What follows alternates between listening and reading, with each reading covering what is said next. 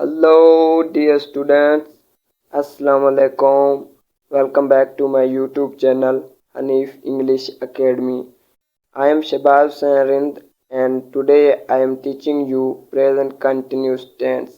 Past lecture में हम लोगों ने प्रेजेंट इंडेफिनाइट कंप्लीट पढ़ा था, तो आज के इस लेक्चर में हम लोग प्रेजेंट कंटिन्यूस टेंस कंप्लीट करेंगे। तो डियर स्टूडेंट्स, इस लेक्चर में हम लोग प्रेजेंट कंटिन्यूस टेंस के सेंटेंसेस की स्ट्रक्चर, उसका फार्मूला और उसके बाद हम लोग इन सेंटेंसेस को अफर्मेटिव बनाएंगे, फिर इंट्रोगेटिव, फिर नेगेटिव, फिर इंट्रोगेटिव नेगेटिव में चेंज करेंगे।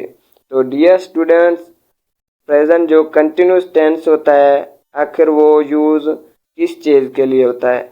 तो डियर फ्रेंड्स, मौजूदा वक्त में अगर हमारा कोई काम जारी हो, जैसे कि मैं खाना खा रहा हूँ, मैं पानी पी रहा हूँ, मैं खेलने जा रहा हूँ, तो डियर स्टूडेंट्स ये हमारा जो काम है ये कंटिन्यू है। ये हमारे मौजूदा वक्त में कंटिन्यू काम को जाहिर करने के लिए प्रेजेंट कंटिन्यूस टेंस इस्तेमाल किया जाता है, यानी कि फेल हाल जारी। डियर स्टूडेंट्स, इसकी इंग्लिश में मैंने सबसे पहले डेफिनेशन लिखी है, a verb which shows that an action taking place in the present but in progress is called present continuous tense। ये एक ऐसा फ़ेल होता है जो जाहिर करता है कि कोई काम या अमल हाल में हो रहा है लेकिन जारी है, उससे मौजूदा फ़ेल हाल जारी कहा जाता है। डियर स्टूडेंट्स, ये हमारे मौजूदा वक्त में काम जारी को जाहिर करने के लिए इस्तेमाल किया जाता है। जैसे मैं खाना खा रहा हूँ, मैं पानी पी रहा हूँ, इदरीस लिख रहा है, तो ऐसे सेंटेंसेस को बनाने के लिए हम लोग प्रेजेंट कंटिन्यूस टेंस यानी कि फेल हाल जारी यूज़ करते हैं। तो पहले हमारे पास जो एग्जांपल हैं वो है उर्दू टू इंग्लिश। इसमें हम लोग उर्दू जो सेंटेंसेस हैं उनको हम लोग इंग्लिश में ट्रांसलेट करेंगे। तो हमारा जो पहला सेंटेंस है वो है, मेरा दोस्त गाना गा रहा है। मेरा दोस्त गाना गा रहा है, ये हमारा बयानी जुमला है। कौन से वक्त गा रहा है? मौजूदा वक्त में, अभी उसका काम कंप्लीट नहीं हुआ। तो ऐसे हमारे पास एग्जांपल और भी हैं। She is watching a movie, वो फिल्म देख रही है। कौन से वक्त देख रही है? मौजूदा वक्त में, अभी तक देख रही है, उसका जो काम है देखने वाला वो अभी तक कंप्लीट नहीं हुआ। तो ऐसे सेंटेंस को हम लोग प्रेजेंट कंटिन्यूस टेंस कहते हैं। My child is reading a book, मेरा बच्चा किताब पढ़ रहा है। तो कौन से वक्त पढ़ रहा है? प्रेजेंट वक्त में, अभी भी इसका काम जो है वो है जारी है। उसके बाद हम लोग इन सेंटेंसेस को अफर्मेटिव में चेंज करेंगे, यानी कि बयानी जुमलों में। तो पहला हमारा जो फार्मूला है वो है सब्जेक्ट प्लस में इज़म आर, वर्ब प्लस में आईएनजी प्लस में ऑब्जेक्ट। आईएनजी जो होता है वो वर्ब्स फोर्थ फॉर्म को जाहिर करता है, यानी कि रीडिंग, ईटिंग जो वर्ब है उसके बाद आईएनजी लगाते हैं। इसका हमारे पास एग्जाम्पल है, ही इज प्लेइंग फुटबॉल, वो फुटबॉल खेल रहा है। They are studying for the exams, वो इम्तहान की तैयारी कर रहे हैं। इम्तिहान की तैयारी कर रहे हैं यानी कि मौजूदा वक्त में उनका काम जो है वो जारी है। उसके बाद हम लोग इन्हीं सेंटेंसेस को नेगेटिव में चेंज करेंगे। अब नेगेटिव सेंटेंसेस कौन से होते हैं? नेगेटिव होते हैं नकारी जुमले जिनमें इनकार किया जाता है। इसमें सिर्फ और सिर्फ इज़ेमार के बाद नाट लगाया जाता है। इसका फार्मूला है सब्जेक्ट प्लस में इज़ेमार प्लस में नाट प्लस में वर्ब आईएनजी प्लस में ऑब्जेक्ट। अब इसका एग्जाम्पल देखेंगे, he is not playing football, वो फुटबॉल नहीं खेल रहा। तो डियर स्टूडेंट्स, देख लें हम लोगों ने इज़ के बाद नॉट लगाया है, सिर्फ यही चेंजिंग है अफर्मेटिव में और नेगेटिव में। उसके बाद हमारे पास दूसरा एग्जाम्पल है, वो इम्तिहान की तैयारी नहीं कर रहे हैं। They are not studying for the exams. उसके बाद हमारे पास तीसरा सेंटेंस है she is not cooking dinner, वो रात का खाना नहीं बना रही।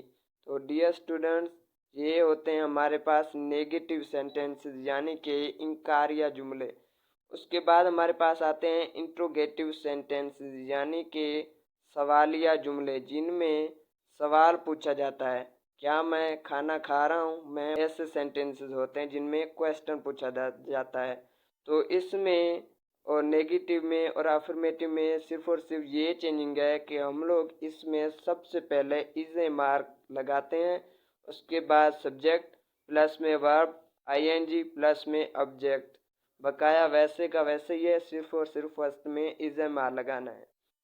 इसका हमारे पास एग्जांपल है, क्या वो फुटबॉल खेल रहा है, इज ही प्लेइंग फुटबॉल। उसके बाद हमारे पास दूसरा सेंटेंसेस है, क्या वो इम्तिहान की तैयारी कर रहे हैं। तो डियर स्टूडेंट्स, आप लोगों को हमारे यूट्यूब चैनल को सब्सक्राइब लाजमी करना है। इज शी कुकिंग डिनर, क्या वो रात का खाना बना रही है। तो स्टूडेंट्स, इसके बाद हमारे पास आते हैं इंट्रोगेटिव नेगेटिव सेंटेंसेस यानी कि सवालिया नकारी जुमले, जिनमें क्वेश्चन भी किया जाता है और फिर इनकार भी किया जाता है। जैसे कि मैं खाना नहीं खा रहा, ये है नेगेटिव। अब हम लोग इंट्रोगेटिव नेगेटिव पढ़ने वाले हैं। क्या मैं खाना नहीं खा रहा, क्या वो पानी नहीं पी रही। तो इसमें हम लोग इसका सबसे पहले फार्मूला पढ़ेंगे। सबसे पहले हम लोग इज एम आर रखेंगे, प्लस में सब्जेक्ट प्लस में नॉट प्लस में वर्ब आईएनजी प्लस में ऑब्जेक्ट, ये इसका फार्मूला है। अब मैंने लिखा है इजेंट। इजेंट का मतलब होता है इज नॉट।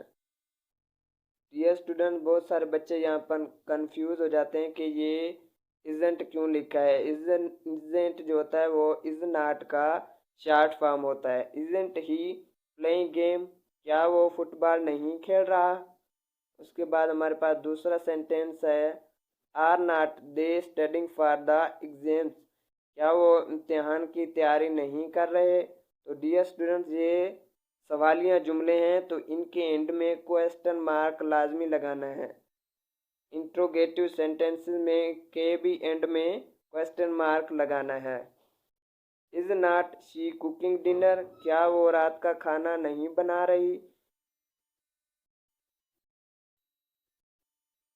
अब हम लोग सीखेंगे कि एम जो आता है वो कौन से सेंटेंसेस के साथ या नेम्स के साथ लगता है। जो एम होता है वो हमेशा यूज होता है फर्स्ट पर्सन सिंगुलर यानी कि आई के साथ लगता है। जो इज होता है वो लगता है थर्ड पर्सन सिंगुलर के साथ, जैसे कि ही शी इट दे।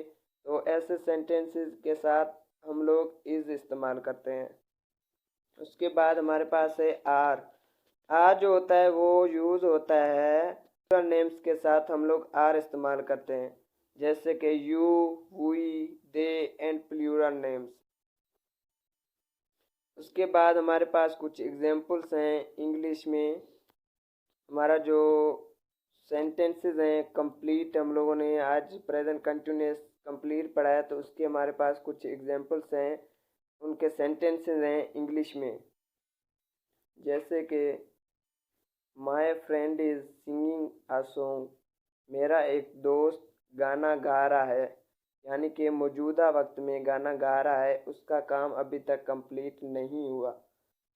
उसके बाद दूसरा हमारा सेंटेंस है she is watching a movie, she is watching a movie. उसके बाद हमारे पास तीसरा सेंटेंस है